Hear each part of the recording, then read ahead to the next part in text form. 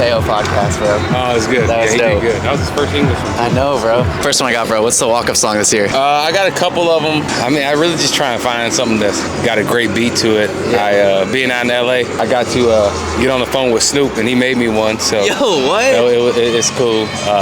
So yeah, whatever. I got a couple different ones though. So that's the one for this year, the Snoop one? So I got 3. Okay. So I just used 3. I try and keep a little rotation going. Yeah, I got you. What were all your college offers coming out of high school? I didn't have very many college offers. I had Lipscomb University, Vandy, Tennessee. Those are the only real offers that I remember off the top of my head. I mean, I wasn't that good in high school. I was small, 140 something pounds. I mean, I was a little guy, so I didn't get that many offers. I mean, still like 5th round, right? Yeah, I ended up going 5th round, which is crazy by not getting that many offers, but going 5th round. I mean, I don't know. They know something more than I do. Yeah. Was that a tough decision? You were signed to Tennessee? Yeah. Tennessee or Pro Bowl? Yeah, it was really tough. I mean, college is like the way to go, especially what they were preaching at the time. There was a stat that showed the percentage of college guys that make it to the MLB versus the high school guys, but I took my chance. What's the furthest homer you've ever hit? Probably like 408 or something. All my homers go 360. Yeah, but I mean, in the Derby, you were hitting them 365. Like 440? No, 440. That would mean I got extra time. I didn't get any extra time. I may have, in my career, I don't know how many homers I got. I'll probably have no more than 20 over 400 feet. I don't hit it very far. Do you remember any specific one? You're like, yo, I launched that. There was one here against Oakland I hit that I thought was going like real far, and it went like into the kind of midway up the bleachers, which is really far for me. That's where everybody else hits their regular home runs. So whatever. I'm usually a first row guy. If you're a first row, you may catch a Mookie homer. Nice. What's your coolest piece of sports memorabilia that you have, personal or from another athlete? I don't really ask for a whole bunch of memorabilia. I just enjoy being in the moment. But when I first came up, Jeter signed a jersey for me. Oh, that's sick. And so I remember meeting him, and my knees were shaking and all that stuff. Yeah. So I got a jersey signed that year. That was his last year. So that's probably my coolest piece. Was that at your debut? Because you debuted at Yankee Stadium. I debuted at Yankee Stadium. I talked to him. So the first day, I didn't really get to do anything. I just getting there and trying to soak it all in. Then the next day is the time I actually got to speak to him. And man, I remember I was trembling. I'll never forget that.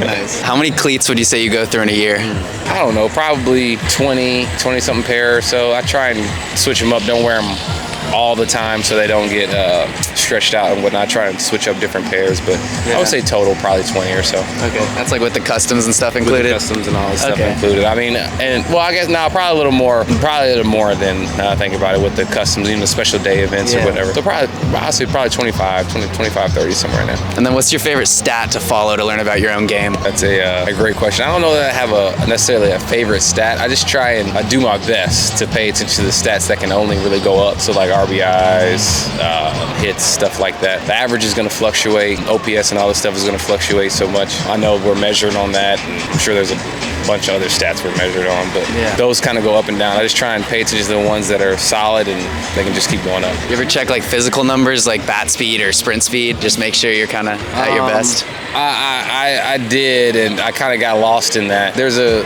way you can pay attention to it just to kind of monitor it, but you can't live and die by it. You can't try and increase those numbers and think that that's going to help you necessarily. It may, but there's also the other side where it can really hurt you. So I got you. I try not to pay attention to it, but also you got to be cognizant of it because you got to know if it's going down, then why? Are you tired or whatever it is? So yeah, cool. And then my final one, something I've always noticed about good hitters is how well they can foul pitches off.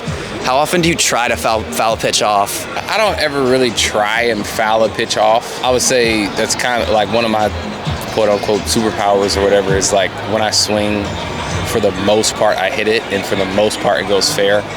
So like it's almost like a gift and a curse, I try and be really selective on swinging because usually when I swing I'm gonna hit it, and in a 1-0 slider down and away or something, sometimes I wish I could foul it off to give myself another pitch, but it goes fair all the time. So I have to figure out how to learn.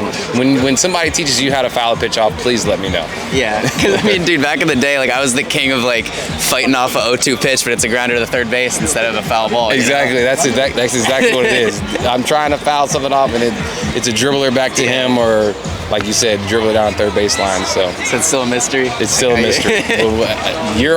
Obviously you're on the quest to figure it out. So let me know when you do. I got you. Sure. Appreciate it, man. Great seeing you. What's going on, boys?